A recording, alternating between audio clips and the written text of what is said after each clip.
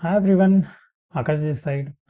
Last व्हिडिओमध्ये आपण Amazon S3 bucket आणि ऑब्जेक्ट काय असतात हे अंडरस्टँड केलेलं.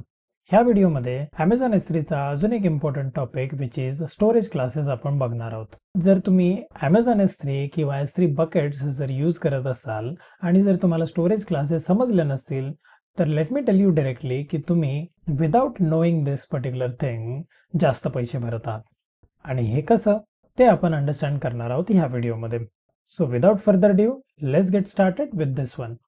The very first question which we need to answer is की AWS चे स्टोरेज क्लासेस म्हणजे नक्की काय? तर AWS चे स्टोरेज क्लासेस म्हणजे तुमचा जो पण डेटा आहे तो डेटा ज्या पर्टिक्युलर हार्ड ड्राईव्ह वरती किंवा ज्या पर्टिक्युलर स्टोरेज क्लास वरती किंवा स्टोरेज टाईप वरती सेव्ह होणार आहे तो स्टोरेज टाईप आणि त्याच्याशी रिलेटेड असलेला कॉस्ट.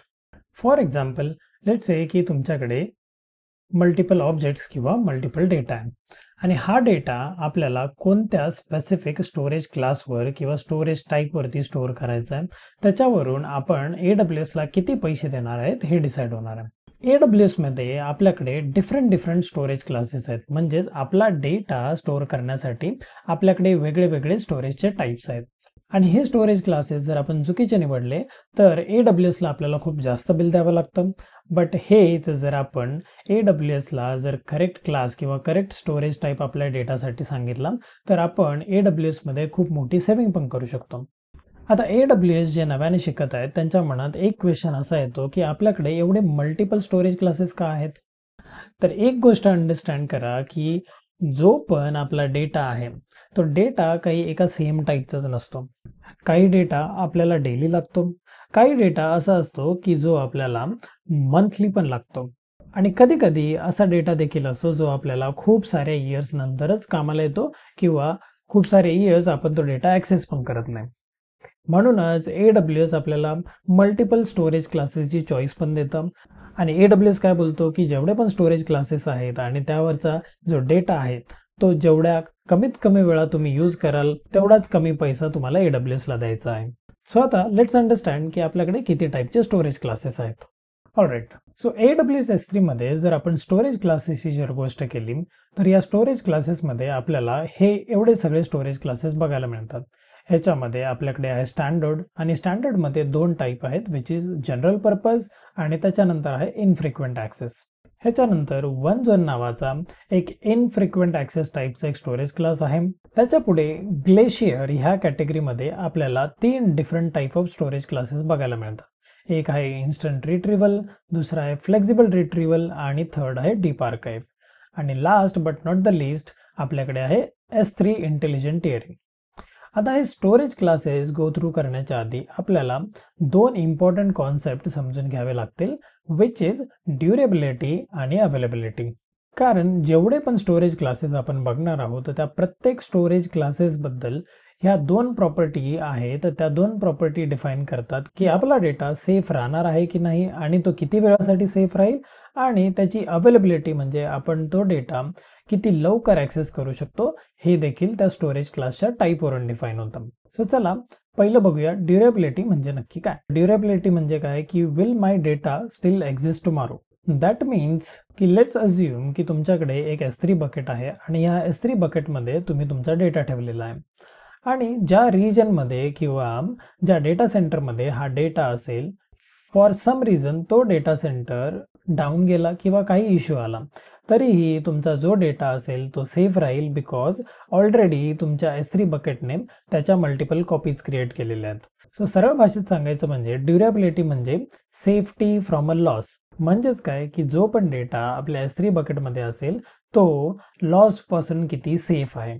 आता या ड्युरेबिलिटीची जर गोष्ट करायची झाली सो Amazon S3 किंवा S3 बकेटची ड्युरेबिलिटी खूप हाय आहे. म्हणजेच काय की ज्या वेळेस तुम्ही अराउंड 1 करोड ऑब्जेक्ट्स तुमच्या S3 बकेटमध्ये स्टोअर करताय त्यावेळेस तुम्ही असं एक्सपेक्ट करू शकता की एव्हरी 10,000 इयर्समध्ये तुमचा एक सिंगल ऑब्जेक्ट तुम्ही लूज कराल. आणि ही जी ड्युरेबिलिटीची प्रॉपर्टी आहे ती सगळ्या स्टोरेज क्लासेससाठी सेम आहे. नेक्स्ट आहे अवेलेबिलिटी. अवेलेबिलिटी म्हणजे काय की की ज्या वेळेस पण मी माझ्या डेटासाठी किंवा माझ्या ऑब्जेक्टसाठी रिक्वेस्ट करतोय त्यावेळेस तो मला इमिडिएटली मिळेल का, तर त्याला आपण बोलतो अवेलेबिलिटी.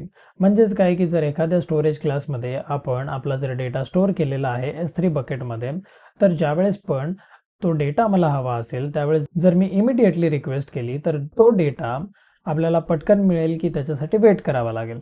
ह्यालाच आपण बोलतो अवेलेबिलिटी. आता ही अवेलेबिलिटी जी आहे ती डिपेंड करते की कोणत्या टाईपचा स्टोरेज क्लास आपण यूज करतोय. बिकॉज प्रत्येक स्टोरेज क्लासची अवेलेबिलिटी ही वेगळी वेगळी आहे. आणि स्टोरेज क्लास अंडरस्टँड करताना आपण ही अवेलेबिलिटी देखील अंडरस्टँड करणार आहोत. ह्याचं जर एक्झाम्पल घ्यायचं झालं तर S3 स्टँडर्ड हा जो स्टोरेज क्लास आहे त्याची 99.99% अवेलेबिलिटी आहे. म्हणजेच काय की एका पर्टिक्युलर इयरमध्ये तुमचा डेटा 53 मिनिटसाठी अवेलेबल नसेल. आता हे 53 मिनिट्स एक साथ असतील का, तर नाही. It can be something like this की डे 1 वरती तुम्हाला 1 सेकंदाचा डाऊन टाईम असेल किंवा डे 2 वरती जर 0.5 सेकंदाचा डाऊन टाईम, असं करत पूर्ण इयरमध्ये तुमचा जो डेटा आहे तो डेटा 53 मिनिट्ससाठी अनअवेलेबल असू शकतो. सो हे तर झालं ड्युरेबिलिटी आणि अवेलेबिलिटी म्हणजे काय. सो आता let's move on to storage classes आणि आपण प्रत्येक स्टोरेज क्लासेस अंडरस्टँड करूया. ऑलराईट. सो फर्स्ट आपल्याकडे आहे S3 स्टँडर्ड जनरल पर्पज. ह्याच्यामध्ये आपण अशा प्रकारचा डेटा स्टोअर करतो जो आपण डेली वापरतो. फॉर एक्झाम्पल जर समजा तुमची एखादी वेबसाईट आहे आणि त्याच्यामध्ये तुमचे इमेजेस वगैरे स्टोअर्ड आहेत जे फ्रिक्वेंटली ॲक्सेस होणार आहेत. सो तो डेटा तुम्ही ह्या स्टोरेज क्लासमध्ये स्टोअर करू शकता. त्याच्यासोबत तुमच्याकडे एखादी ॲप्लिकेशन आहे आणि त्या ॲप्लिकेशनच्या काही फाईल्स आहेत किंवा ॲप्लिकेशनचे लॉग्स तुम्हाला रिअल टाईममध्ये जर स्टोअर करायचे असतील किंवा जर काही डेली यूज केसेसचे जे तुमचे डॉक्युमेंट आहेत तर ते डॉक्युमेंट जर तुम्हाला स्टोअर करायचे असतील तर ह्या सगळ्या डेटासाठी तुम्ही जनरल पर्पज स्टँडर्ड हा स्टोरेज क्लास यूज करू शकता. आता ह्या स्टोरेज क्लासची जर तुम्ही अवेलेबिलिटी जर बघितलं तर इट इज 99.99% अवेलेबल. आणि त्याच्यासोबत AWSच्या ऑफिशियल साईटवरती जर ह्याच्या प्रॉपर्टीज जर आपण बघितल्या तर ह्याची ड्युरेबिलिटी पण जर तुम्ही चेक केली तर इट इज 11.9. दॅट मीन्स ह्यामध्ये स्टोअर केलेला डेटा खूप टाईमसाठी सेफ पण राहील. आणि इकडे जर तुम्ही अवेलेबिलिटी झोन चेक केले तर मोर दॅन 3 अवेलेबिलिटी झोनमध्ये तुमचा डेटा स्टोअर होतो.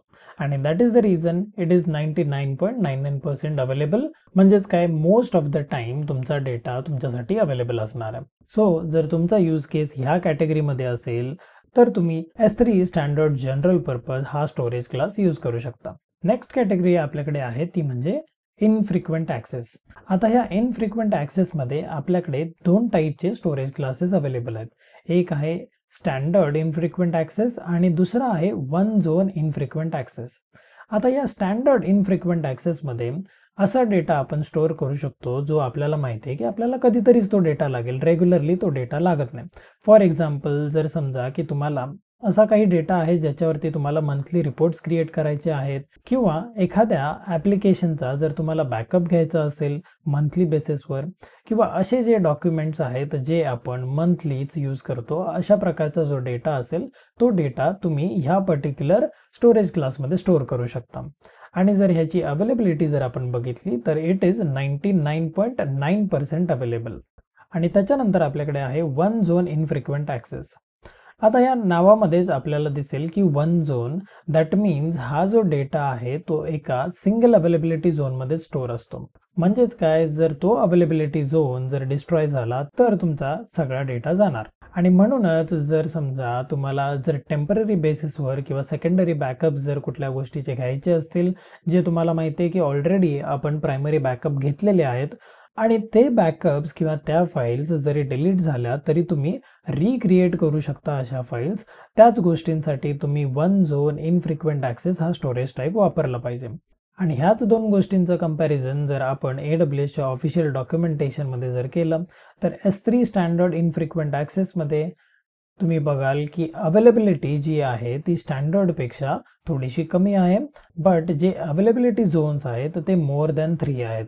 म्हणजे हा जो डेटा आहे तो डेटा आपला सेफ पण आहे. आणि ह्याच्याच कंपॅरिझनमध्ये जर आपण S3 one zone infrequent access हा स्टोरेज क्लास जर बघितला तर इकडे त्याची जी अवेलेबिलिटी आहे ती स्टँडर्ड इनफ्रिक्वेंट ॲक्सेसपेक्षा थोडी कमी आहे आणि जो तुमचा डेटा आहे तो एका सिंगल अवेलेबिलिटी झोनमध्येच स्टोअर होतो. आणि इकडे तुम्ही दोन्ही पण ठिकाणी स्टँडर्ड आहे आणि वन झोन आहे ह्या दोन्ही ठिकाणी तुम्ही बघाल की 30 डेज मिनिमम स्टोरेज ड्युरेशन आहे.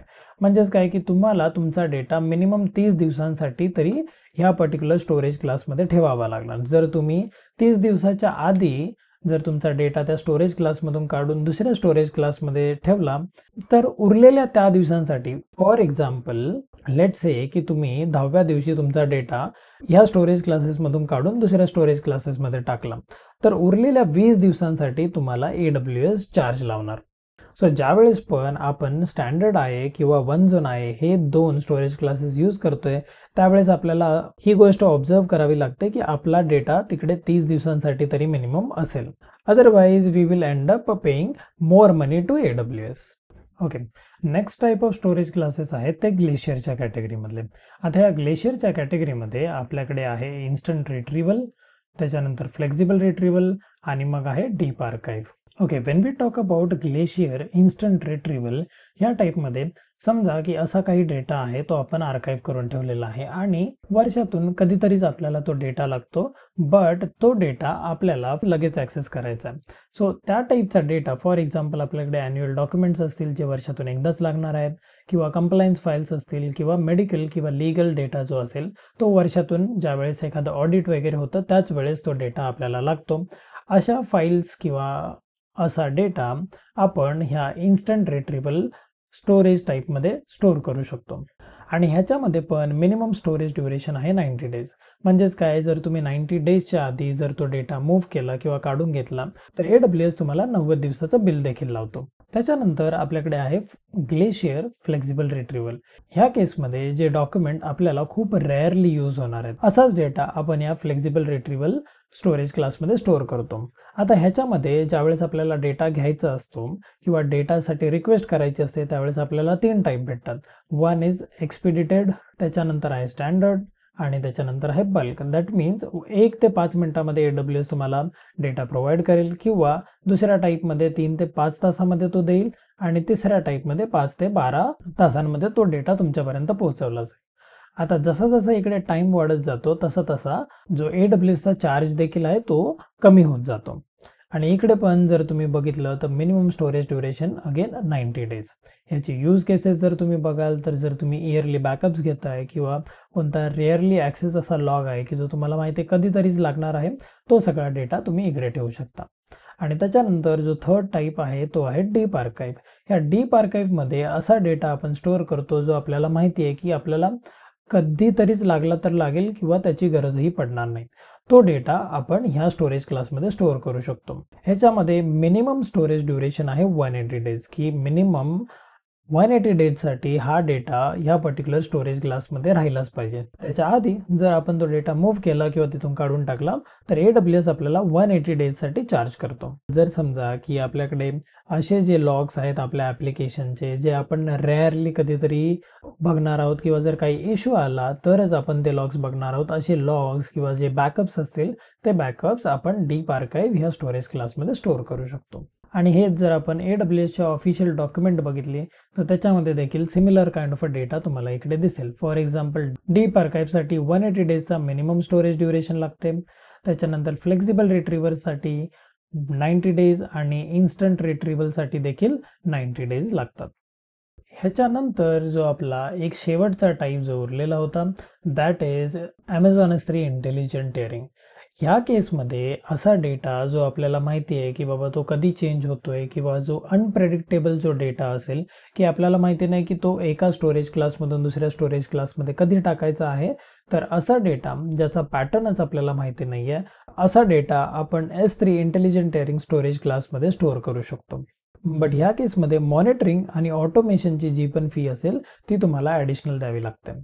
आता स्टोरेज क्लास एक्सप्लोर करताना खूप इम्पॉर्टंट असा टॉपिक जे खूप लोक मिस करतात तो आहे मिनिमम स्टोरेज ड्युरेशन. आता हा मिनिमम स्टोरेज ड्युरेशन एवढा का इम्पॉर्टंट आहे, जर तुम्ही एखाद्या स्टोरेज क्लासमधून त्याच्या मिनिमम ड्युरेशनच्या आधीच तो ऑब्जेक्ट जर मूव्ह केला तर AWS तुम्हाला त्या मिनिमम डेजसाठी पूर्ण चार्ज करतो. म्हणजेच काय की समजा की तुमचा जो डेटा आहे तो स्टँडर्ड इनफ्रिक्वेंट ॲक्सेसमध्ये आहे आणि इकडे मिनिमम स्टोरेज ड्युरेशन आहे 30 डेज. बट जर तुम्ही 30 डेजच्या आधी जर 20 डेजमध्ये जर तुमचा डेटा ह्या पर्टिक्युलर स्टोरेज क्लासमधून मूव्ह केला तरी देखील उरलेल्या 10 दिवसाचे पैसे AWS तुमच्याकडून घेतो. म्हणून मेक शुअर की जो स्टोरेज क्लास तुम्ही वापरत आहात त्या स्टोरेज क्लासचे डेज पूर्ण झाल्यानंतरच तो डेटा मूव्ह करा. फॉर एक्झाम्पल, जर ग्लेशियर डीप आर्काईव्हमध्ये जर कोणी 180 डेजसाठी जर डेटा स्टोअर करतंय आणि जर 100 डेजमध्येच तो डेटा तिकडून जर मूव्ह केला जातो तर उरलेल्या 80 डेजसाठी देखील AWS तुम्हाला चार्ज करतं. म्हणून ज्यावेळेस पण आपण एखाद्या बकेटसाठी स्टोरेज क्लासेस कॉन्फिगर करणार आहोत त्यावेळेस ह्या मिनिमम स्टोरेज ड्युरेशनकडे खूप बारकाईने लक्ष द्या. So this was the all theory about storage classes in AWS S3. आता हे S3 बकेटमध्ये कुठे आणि कसे कॉन्फिगर करायचे त्याचं एक छोटंसं एक्झाम्पल बघूया. ऑलराईट, सो मी आहे S3 बकेट्समध्ये. इकडे तुम्ही बघाल की स्टोरेज क्लासेस डेमो नावाची एक बकेट मी क्रिएट केलेली आहे. ह्या बकेटमध्ये ज्यावेळेस आपण एखादा ऑब्जेक्ट अपलोड करायला जातो, फॉर एक्झाम्पल इकडून मी ज्यावेळेस ॲड फाईल करतोय, let's say me he file select करतोय, त्यावेळेस इकडे खाली प्रॉपर्टीजच्या सेक्शनमध्ये तुम्ही तुमचा स्टोरेज क्लास सिलेक्ट करू शकता. फॉर एक्झाम्पल जो डिफॉल्ट स्टोरेज क्लास असतो ज्यावेळेस पण आपण एखादा नवीन ऑब्जेक्ट अपलोड करतो तो असतो स्टँडर्ड. हा स्टँडर्ड जर मला नको असेल आणि जर मला इंटेलिजंट टिअरिंग हा जर स्टोरेज क्लास हवा असेल तर I can just select that and I can click on upload. ह्या अपलोडवर क्लिक केल्यानंतर if you click on your object तर या ऑब्जेक्टच्या प्रॉपर्टीजमध्ये तुम्हाला तुमचा स्टोरेज क्लास पण दिसेल. आता इकडून जर अगेन मला हा स्टोरेज क्लास चेंज करून if I want to move back to standard तर ते देखील मी करू शकतो. If I again go back to my bucket आणि तिकडून जर माझ्या ऑब्जेक्टवर गेलो तर तुम्हाला दिसेल की आता त्या पर्टिक्युलर ऑब्जेक्टचा स्टोरेज क्लास आहे स्टँडर्ड. आता हेच जर समजा तुम्हाला एखाद्या पर्टिक्युलर बकेटमध्ये लाईफ सायकल रूल सेट करायचे आहेत की एवढ्या दिवसानंतर हा जो ऑब्जेक्ट आहे तो दुसऱ्या पर्टिक्युलर स्टोरेज क्लासमध्ये मूव्ह झाला पाहिजे. सो ते करण्यासाठी you go back to your bucket. त्याच्यानंतर मॅनेजमेंटच्या अंडर आपल्याला लाईफ सायकल रूल्स ॲड करावे लागतील. I will click on life cycle rule आणि या लाईफ सायकल रूलमध्ये मी एक रूलचं नाव देतो, डेमो रूल. आणि इकडे मी बोलतो की जेवढे पण ऑब्जेक्ट्स ह्या बकेटमध्ये आहेत त्या सगळ्या बकेट्सना हा रूल अप्लाय झाला पाहिजे. I will acknowledge this. आणि इकडे तुम्हाला लाईफ सायकल रूल ॲक्शनसाठी मल्टिपल ऑप्शन्स दिसतील.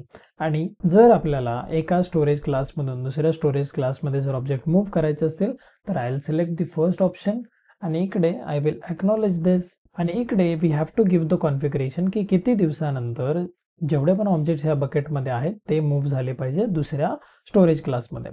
सो आय विल से की 30 डेज नंतर स्टँडर्ड आयमध्ये गेले पाहिजेत, त्याच्यानंतर 60 डेज नंतर इंटेलिजंट टिअरिंगमध्ये गेले पाहिजेत आणि 90 डेजमध्ये ते 1 झोनमध्ये गेले पाहिजेत. सो ही कॉन्फिगरेशन दिल्यानंतर I will create the rule आणि हा रूल क्रिएट केल्यानंतर जेवढे पण ऑब्जेक्ट्स आहेत जी पण कॉन्फिगरेशन किंवा जो पण लाईफ सायकल रूल आपण इकडे प्रोव्हाइड केलेला आहे की 30 डेज नंतर स्टँडर्ड आयमध्ये गेला पाहिजे, 60 डेज नंतर इंटेलिजंट टिअरिंग आणि 90 डेज नंतर 1 झोनमध्ये ते ऑब्जेक्ट्स मूव्ह झाले पाहिजेत, हे अप्लाय व्हायला चालू होईल. So this is how you can implement the storage classes for your bucket. इकडे प्राइसिंगच्या रिलेटेड एक इम्पॉर्टंट गोष्ट लक्षात ठेवा की जो पण स्टोरेज क्लास तुम्ही यूज करत आहात तो जर फ्रिक्वेंटली ॲक्सेसिबल असेल तर त्या स्टोरेज क्लासची प्राइसिंग थोडी जास्त असणार. बट एखादा स्टोरेज क्लास जो इनफ्रिक्वेंट किंवा रेअरली ॲक्सेसिबल डेटासाठी जर यूज होत असेल तर त्याचा चार्ज देखील तेवढाच कमी असेल. So this is how you can use storage classes for your S3 bucket and reduce the cost as well.